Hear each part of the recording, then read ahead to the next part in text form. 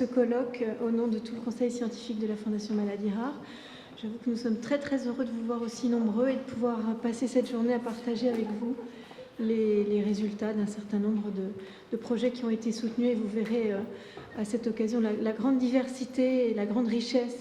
des projets qui sont soutenus par la Fondation. Je vais être très très brève, juste pour vous donner quelques éléments et quelques chiffres pour vous montrer à quel point nous avons beaucoup travaillé avec l'ensemble des équipes scientifiques françaises qui travaillent sur les maladies rares depuis 2012. Ce conseil scientifique que j'ai l'honneur de présider depuis maintenant 2 ans est constitué, comme vous le voyez sur cette diapositive, de plusieurs personnes, certaines travaillant nous aidant à travailler sur les projets qui développent des approches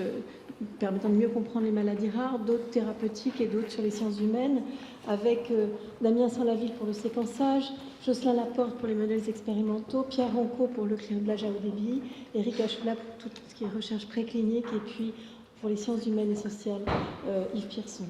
Vous voyez que de très nombreux scientifiques sont impliqués, de renom sont impliqués dans ce conseil scientifique et comme experts pour nous aider à créer ces appels d'offres et à évaluer ces programmes scientifiques. Et nous avons la chance d'avoir également un représentant de l'Alliance Maladie. Cette diapositive, ne la lisez pas, il y a bien évidemment beaucoup trop de choses, mais simplement elle vous permet de vous revoir à quel point nous essayons de couvrir l'ensemble des domaines qui sont importants à la fois pour à nouveau la compréhension meilleure des maladies rares, et ce n'est qu'à travers une meilleure compréhension bien évidemment que l'on peut développer des approches thérapeutiques, les approches thérapeutiques elles-mêmes, et puis l'aspect très important donc des sciences humaines et sociales qui permettent d'étudier les conséquences des maladies rares au plan individuel et comment améliorer la prise en charge des patients et des familles atteints de ces maladies. Et vous voyez que pour évaluer tous ces projets, nous travaillons de façon très stricte avec des experts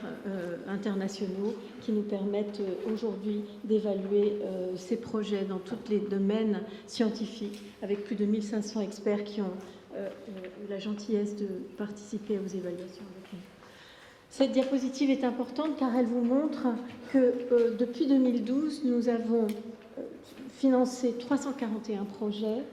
pour une somme de plus de 10 millions d'euros. Et vous voyez que sur ces 341 projets, la répartition est très homogène entre les 3 domaines dont j'ai parlé, qui sont à nouveau la compréhension des maladies, le développement des approches thérapeutiques et l'amélioration de la prise en charge des patients et des familles, avec 3 millions environ d'euros qui ont été alloués pour ces 3 domaines, et avec la répartition entre les différents types de projets sur les 3 domaines, et pour aboutir au développement de nouveaux médicaments et à la meilleure prise en charge de ces maladies. Au total, 1061 projets ont été soumis, et vous voyez que cela représente un taux de succès de plus de 30%, ce qui est très important